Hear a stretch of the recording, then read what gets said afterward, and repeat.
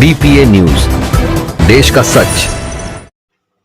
आज EPS 95 राष्ट्रीय संघर्ष समिति उत्तर प्रदेश कानपुर मंडल द्वारा राष्ट्रीय अध्यक्ष आदरणीय कमांडर अशोक राउत, राष्ट्रीय महामंत्री आदरणीय वीरेंद्र सिंह राजावत, प्रांतीय अध्यक्ष उत्तर प्रदेश ओम शंकर तिवारी द्वारा दिए गए निर्देशानुपालन में तीसरे चरण के विजय संकल्प अभियान के क्रम में राष्ट्रीय सलाहकार आदरणीय राजेश कुमार शुक्ला, उत्तर प्रदेश अध्यक्ष ओम शंकर तिवारी, प्रदेश महामंत्री राजनारायण द्विवेदी, महिला विंग की प्रदेश महामंत्री श्रीमती सुधा निगम, प्रांतीय अध्यक्षा श्रीमती गीता वर्मा, उनकी महिला टीम लखनऊ से चलकर कानपुर भविष्य निधि कार्यालय में धरना प्रदर्शन में शामिल हुई। प्रांतीय समन्वयक श्री जयरूप सिंह परिहार, प्रदेश मीडिया प्रभारी सुभाष चौबे आदि प्रमुख पदाधिकारियों की अगुवाई में एवं मंडल अध्यक्ष कानपुर अशोक कुमार यादव की अध्यक्षता में क्षेत्रीय भविष्य निधि कार्यालय सर्वोदय नगर कानपुर में गर्मजोशी नारों के साथ रैली निकालते हुए धरना प्रदर्शन कर श्रम मंत्री माननीय मनसुख मांडविया जी भारत सरकार नई दिल्ली को संबोधित 4 सूत्रीय मांग पत्र ज्ञापन माननीय कमिश्नर शाहिद इकबाल को सौंपा गया। माननीय कमिश्नर साहब ने आश्वस्त करते हुए भरोसा दिलाया कि मैं अवश्य ही आपकी भावनाओं के अनुरूप संतुति मांग पत्र ज्ञापन श्रम मंत्री को भिजवा दूंगा।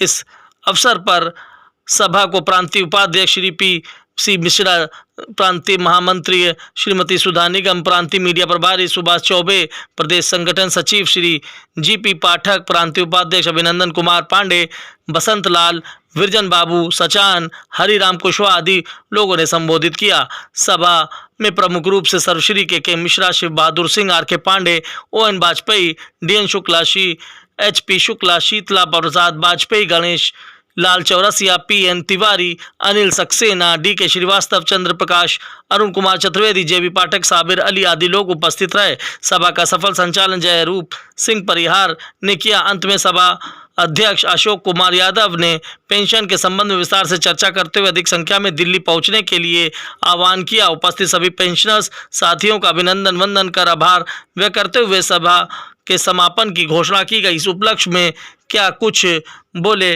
पदाधिकारी, आइए सुने। का काम करेगा वही देश में राज करेगा, वो पेंशन का काम करेगा वही देश में राज करेगा। इंकलाब जिंदाबाद जिंदाबाद जिंदाबाद, इंकलाब जिंदाबाद जिंदाबाद जिंदाबाद। जो पेंशन का काम करेगा वही देश में राज करेगा, वो पेंशन का काम करेगा वही देश में राज करेगा। इंकलाब जिंदाबाद जिंदाबाद। तो आज यहाँ पे धरना प्रदर्शन कर रहे हैं मांगों को लेकर।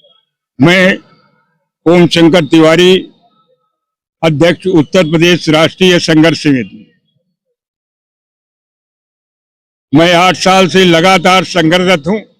हर प्रकार के देश के अंदर हम आंदोलन कर चुके हैं और मेरी ताकत को देखते हुए सरकार ने कई बार हमको वार्ता के लिए बुलाया और वार्ता हुई और वार्ता हमारी संतोषजनक रही और मुझको विश्वास दिलाया, चाहे प्रधानमंत्री हो, चाहे वित्त मंत्री हो, चाहे श्रम मंत्री हो, बार बार जो है हमको विश्वास दिलाते रहे कि आपका काम हम जल्द से जल्द करेंगे।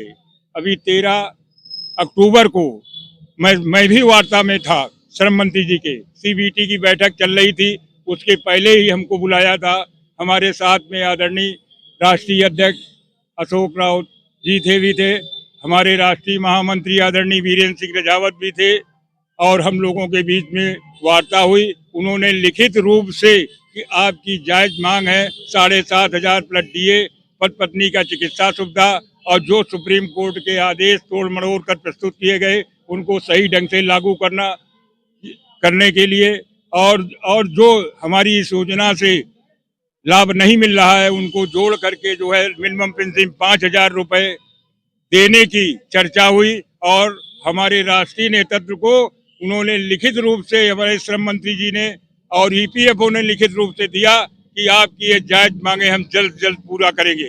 लेकिन तब से एक 1.25 महीना हो गया, आदेश जो है उन्होंने नहीं किए। उसी के परिप्रेक्ष्य में सरकार को चेतावनी देते हुए मैं आज जो है श्रम मंत्री माननीय मनसुख मांडविया को ये भविष्य निधि कार्यालय के कमिश्नर साहब के द्वारा ज्ञापन देने के लिए हमारे ये हजारों संख्या में लोग यहाँ उपस्थित हुए हैं और यदि हमारी मांगे 2 दिसंबर तक न पूरी की गई तो 3 तारीख को जंतर मंतर में पूरे देश का धरना प्रदर्शन हमारे पेंशनर करेंगे और तब तक करेंगे जब तक हमारी ये ये 4 सूत्री मांगे पूरी सरकार नहीं कर देती है।